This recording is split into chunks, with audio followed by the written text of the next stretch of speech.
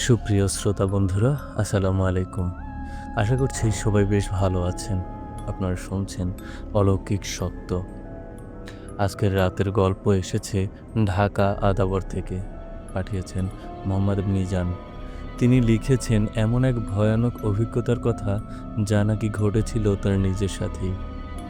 বিশ্বাস করুন বা না করুন, এই গল্প শোনার পর হয়তো আজকের রাতে ঘুম নামবে না আপনার চোখে। আপনিও যদি চান যে আপনার অথবা আপনার আশেপাশে কারো সাথে ঘটে যাওয়া কোনো সত্য ঘটনা আমাদের সাথে শেয়ার করবেন, তাহলে আমাদের লিখে পাঠাতে পারেন ইমেইলে। আর যদি চান আপনার কথা যেন সরাসরি দর্শক শুনতে পায়, তাহলে রেকর্ড করেও পাঠাতে পারেন। আমাদের ইমেল অ্যাড্রেস অলৌকিকসত্য@gmail.com। শ্রোতাদের কাছে একটা ছোট্ট অনুরোধ থাকবে। আপনাদের মধ্যে যারা এখনও আমাদের চ্যানেলটি সাবস্ক্রাইব করেননি, তারা দয়া করে সাবস্ক্রাইব করে দেবেন। কারণ প্রতিদিন আমরা আপনাদের জন্য নিয়ে আসি ভয়ঙ্কর সব ভৌতিক সত্য ঘটনা, রহস্য আর অমীমাংসিত কাহিনী। তাই যদি চান নতুন ঘটনা আপলোড হওয়ার সাথে সাথেই যেন আপনার কাছে নোটিফিকেশন চলে যায়, তাহলে অবশ্যই বেল আইকনে ক্লিক করে অল করে রাখবেন। আর যারা ইতিমধ্যে আমাদের পরিবারের অংশ হয়ে গিয়েছেন, অর্থাৎ সাবস্ক্রাইব করেছেন, তাদের প্রতি রইল আমার আন্তরিক ভালোবাসা আর অন্তরের অন্তঃস্থল থেকে ধন্যবাদ। তাহলে আর কথা বাড়াবো না, সরাসরি চলে যাব ঘটনায়। ঘটনাটি মোহাম্মদ মিজান যেভাবে পাঠিয়েছেন ঠিক সেভাবেই উপস্থাপন করব।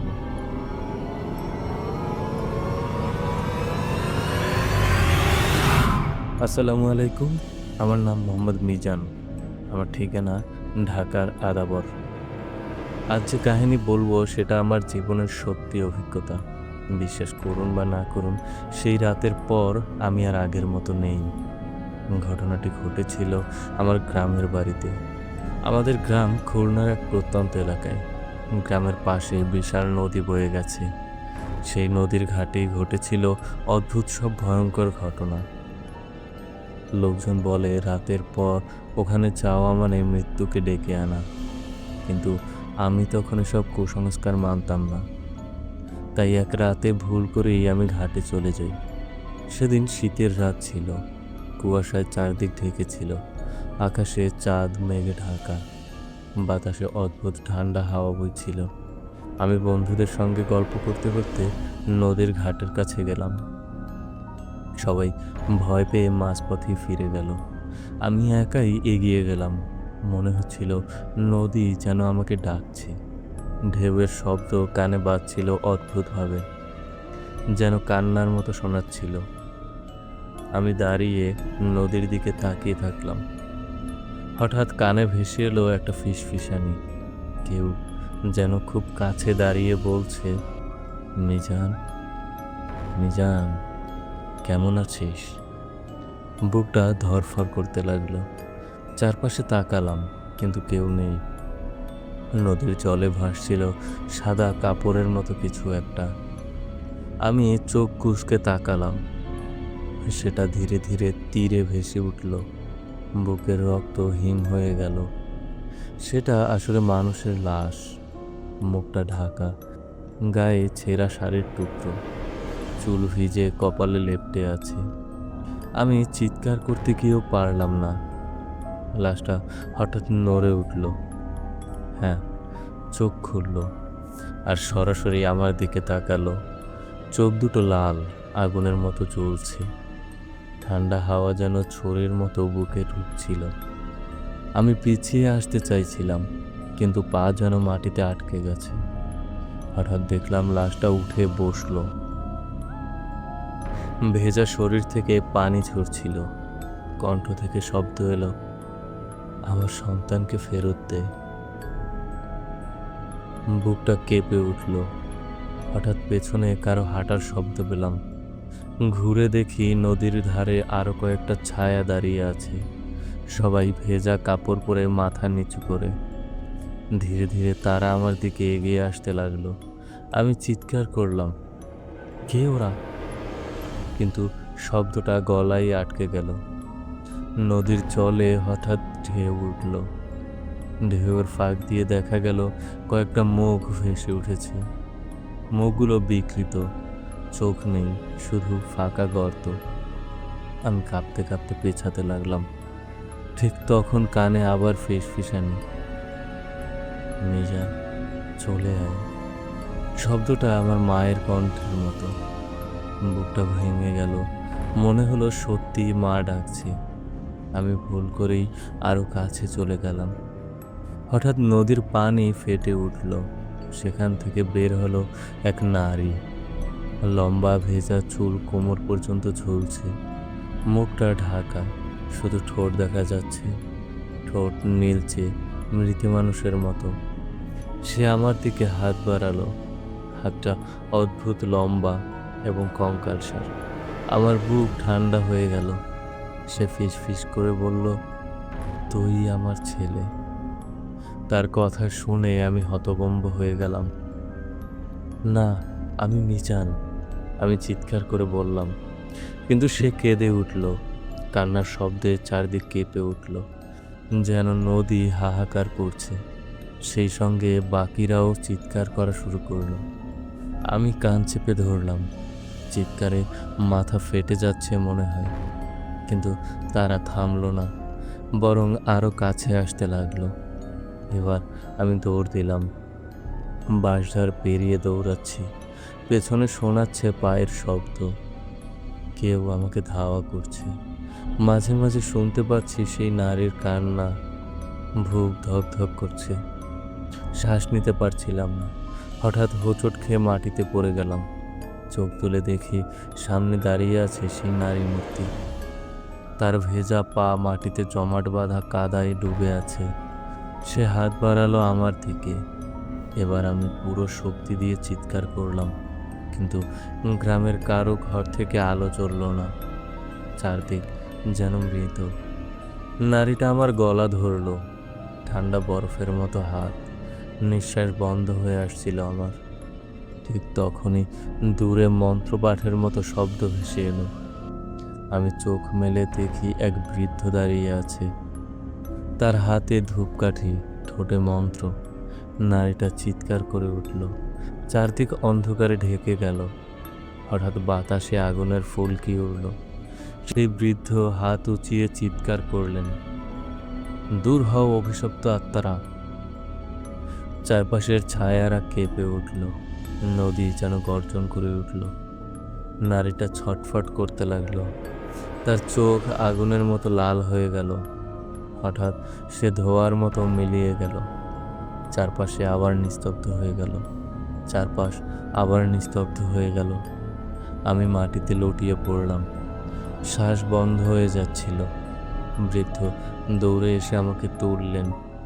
তিনি বললেন, তুই বেঁচে গেছিস মিজান, তুই বেঁচে গেছিস। আমি হাঁপাতে হাঁপাতে বললাম, ওটা কি ছিল? বৃদ্ধ গভীর গলায় বললেন, ওরা ডুবে যাওয়া মানুষের আত্মা। এই ঘাটে বহু মানুষ ডুবে মরেছে। ওরা সন্তানের খোঁজে ঘুরে বেড়ায়। যাকে পায় তাকেই নিজের সন্তান ভাবে। আমার বুক হিম হয়ে গেল। বৃদ্ধ বললেন, আজকে যদি আমি না আসতাম তুই ওদের সঙ্গেই চলে যেতি। আমি কাঁপতে কাঁপতে জিজ্ঞেস করলাম, ওরা কি আবার আসবে? তিনি মাথা নিচু করে বললেন, যতদিন তুই বেঁচে আছিস ততদিন ওরা তোর পেছনে ঘুরবে। এই কথাটা শুনে আমার শরীর কেঁপে উঠল। আমি কাঁপা কাঁপা কণ্ঠে বললাম, আমি কি রেহাই পাবো না? বৃদ্ধ দীর্ঘশ্বাস ফেললেন, না, ওদের ডাক থেকে কেউ রেহাই পায় না। শুধু প্রার্থনা কর, হয়তো তোর মুক্তি মিলবে। আমি চোখে পানি নিয়ে তার দিকে তাকালাম। সেই রাতের পর আর আগের মতো নেই আমি। আজও রাতে মাঝে মাঝে শুনি নদীর ঢেউয়ের শব্দ। ঢেউয়ের সঙ্গে ভেসে আসে কান্না। মাঝে মাঝে আবার মায়ের কণ্ঠে ডাক পায়। বুক ফেটে কান্না আসে। আমি জানি ওরা এখনো আমাকে খুঁজছে। আয়নায় তাকালে মাঝে মাঝে পেছনে ভেজা কোনো ছায়া দেখতে পাই। দরজা হঠাৎ খুলে যায়। বাতাসে ঠান্ডা শ্বাস ভেসে আসে। আমি জানি ওরা আমার ঘরেও ঢুকে গেছে। প্রতিদিন মনে হয় এটাই শেষ রাত। প্রতি রাতে মনে হয় অদৃশ্য কেউ আমার বিছানার পাশে দাঁড়িয়ে আছে।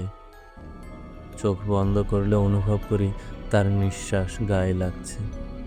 বুকটা ধড়ফড় করে ওঠে, অথচ শরীর একটুও নাড়াতে পারি না, যেন কোনো অদৃশ্য শিকল আমাকে বেঁধে রেখেছে। মাঝরাতে দরজার কপাট কেঁপে ওঠে, ধীরে ধীরে খুলে গিয়ে দাঁড়ায় একটা ভেজা ছায়া। ভেজা পানি ফোঁটা ফোঁটা মেঝেতে পড়ে টুপটুপ শব্দও হয়। আমি স্পষ্ট শুনি এবং আমাকে আমার নাম ধরে ডাকে। সেই কণ্ঠ আমার মায়ের মতো, অথচ কর্কশ ও মৃদু স্বরে ভরা। আমি চিৎকার করতে চাই, কিন্তু গলা থেকে কোনো শব্দ বেরোয় না। এরপর থেকে আমি প্রায়ই অজ্ঞান হয়ে যেতাম। গ্রামের একজন ওঝা ডেকে এনেছিলাম একবার। তিনি ধূপ জ্বালিয়ে মন্ত্র পড়েছিলেন। হঠাৎ ধোঁয়া ঘরের ভেতর ঘন হয়ে উঠল। সেই ধোঁয়া থেকে বেরিয়ে এলো একটা ছায়ামূর্তি। সেই ছায়ামূর্তিকে ওঝা জিজ্ঞেস করলেন, তুই ওর কাছে কি চাস? ছায়ামূর্তিটা বলল, আমরা ওকে নিতে চাই, ও আমার সন্তান। এরপর ওঝা কিছু মন্ত্র পড়ে তাকে বন্ধ করলেন এবং আমার শরীর ছেড়ে দিতে বললেন। কিন্তু সেই ছায়ামূর্তি আমার শরীর কোনোভাবেই ছাড়তে চাইল না। এরপর ওঝা অনেক কষ্ট করে সেই ছায়ামূর্তিকে আমার শরীর থেকে বের করে দিলেন এবং তিনি বললেন, আশা করি আর কখনো ওরা ফিরবে না, তবে তুমি প্রার্থনা করো যাতে ওরা আর তোমার কাছে কোনোদিন ফিরে আসতে না পারে। ওরা এখন আর আমার কাছে আসে না, তবে মাঝে মাঝে স্বপ্নে দেখি সে নদীর পাড়ে দাঁড়িয়ে কেউ আমাকে ডাকে।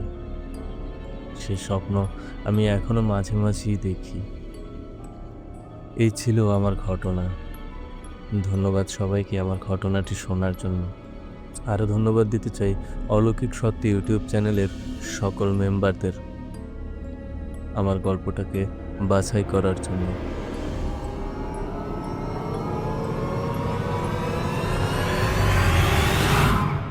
শ্রোতা বন্ধুরা, কি মনে হলো আপনার? মোহাম্মদ মিজানের ওই অভিজ্ঞতা কি শুধুই কাকতালীয়, নাকি সত্যি সেই নদীর ঘাটে হারিয়ে যাওয়া আত্মারা আজও ঘুরে বেড়ায়? আমি শুধু এটুকুই বলবো, যদি কখনো এমন কোনো ডাক শুনতে পান রাতে কুয়াশা ঢাকা নদীর পাড়ে, তাহলে ভুলেও থামবেন না, পেছন ফিরে তাকাবেন না। তবে আজকের মতো এখানেই বিদায় নিচ্ছি। আবার আসবো নতুন এক অলৌকিক সত্য নিয়ে। ততক্ষণ ভালো থাকুন, সুস্থ থাকুন, আর অন্ধকারকে ভয় করলেও শুনতে থাকুন অলৌকিক সত্য। আল্লাহ হাফেজ।